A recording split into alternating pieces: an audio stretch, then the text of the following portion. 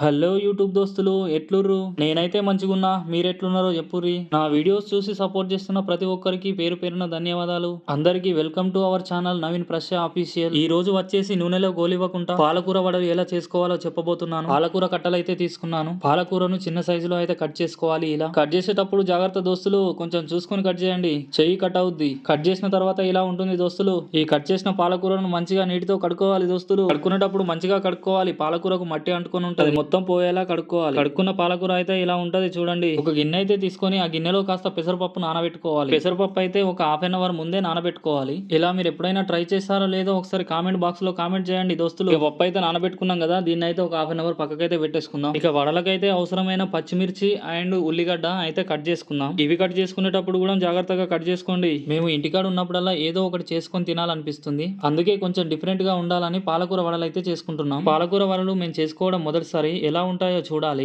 ఇక ఉల్లిగడ్డ పచ్చిమిర్చి అయితే కట్ చేయడం అయితే అయిపోయింది. ఒక గిన్నె అయితే తీసుకొని ఇంతకుముందు మంచిగా కడుక్కున్న పాలకూరను అయితే అందులో వేసుకున్నాం. ఇంతకుముందు కట్ చేసుకున్న పచ్చిమిర్చి అండ్ ఉల్లిగడ్డ ఇందులో అయితే వేసుకున్నాం. ఇంతకుముందు నానబెట్టుకున్నాం కదా పప్పు, అది కూడా ఇందులో వేసుకున్నాం. వీటన్నిటితో పాటు బియ్యం పిండి కూడా వేసుకొని అందులో కారం, ఉప్పు, కొత్తిమీర వేసుకున్నాం. కారం కొందరు ఎక్కువ తింటారు, కొందరు తక్కువ తింటారు, మీకు తగినట్టు వేసుకోండి. మేమైతే కారం నార్మల్ గా తింటాం, అందుకనే మాకు తగినంత మేము వేసుకున్నాం. ఇవన్నీ వేసుకున్న తర్వాత మంచిగా కొన్ని వాటర్ పోసుకుంటూ కలుపుకోవాలి. మంచిగా కలుపుకున్నాక పిండి అయితే ఇలా తయారవుతుంది.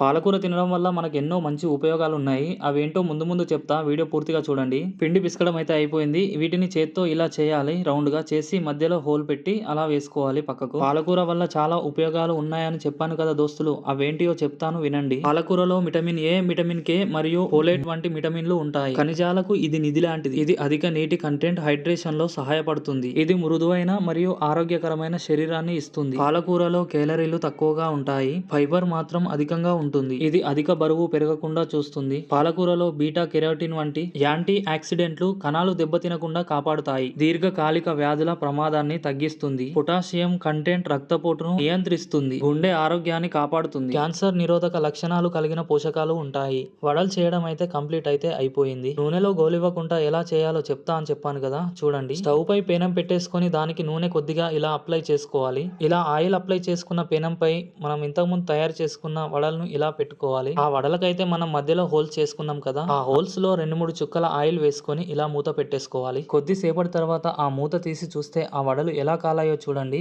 ఆ కాలిన వడలను మళ్ళా తిప్పి వేసుకొని మళ్ళీ మూత పెట్టేయాలి కాసేపు. మళ్ళీ కాసేపటి తర్వాత మూత తీసి కాలాయో లేదో చెక్ చేయాలి. వడలను 2 సైడ్లా చాలా చక్కగా కాలేటట్టు చూసుకోవాలి. వడలను 2 సైడ్లా మంచిగా కాల్చుకొని కాలిన వడలను గిన్నెలోకి తీసుకోవాలి. మళ్ళీ సేమ్ ఇంతకు ముందులాగే పేనంకు ఆయిల్ పెట్టేసుకొని మళ్ళీ వడలను పేనంపై వేసుకొని మూత పెట్టేసుకొని కాల్చుకోవాలి. మనం చేసిన వడలన్నీ ఇలాగే కాల్చుకుంటే సరిపోతుంది. పాలకూర తినడం వల్ల ఇంకొన్ని లాభాలు ఉన్నాయి, అవేంటో చెప్తాను వినండి. పాలకూర తినడం వల్ల రోగనిరోధక శక్తిని పెంచుతుంది. కంటి శుక్లం నుండి కన్ను రక్షింపబడుతుంది. రక్తహీనతను నివారిస్తుంది. రక్తపోటును తగ్గిస్తుంది. అలాగే గ్యాస్ సమస్యను నివారిస్తుంది. వృద్ధాప్యంలో ప్రత్యేకంగా మెదడు పనిచేస్తుంది. గుండెపోటు మరియు రక్తనాళముల జబ్బు నివారిస్తుంది. ఇలా పాలకూర తినడం వల్ల మన శరీరానికి ఎన్నో లాభాలు ఉన్నాయి. అందరూ అందుకే పాలకూర తినండి. అలవాటు లేని వాళ్ళు అలవాటు చేసుకోండి, శరీరానికి ఎంతో మంచిది. ఇక వడలు చేయడం అయితే కంప్లీట్ అయిపోయింది. ఈ వడలు అయితే నార్మల్ గా తినొచ్చు, చట్నీలో కూడా తినొచ్చు, మీకు ఎలా వీలైతే అలా తినొచ్చు. ఈ వడల తయారీ విధానం ఎలా ఉందో మీరే కామెంట్ రూపంలో చెప్పండి. మీరు ఎప్పుడైనా ఇలా ట్రై చేశారో లేదో కూడా చెప్పండి. మొత్తానికి వడలు అయితే తినడానికి రెడీ అయిపోయాయి. ఇక నా భార్య అయితే వడలు టేస్ట్ చేయడానికి రెడీ అయిపోయింది.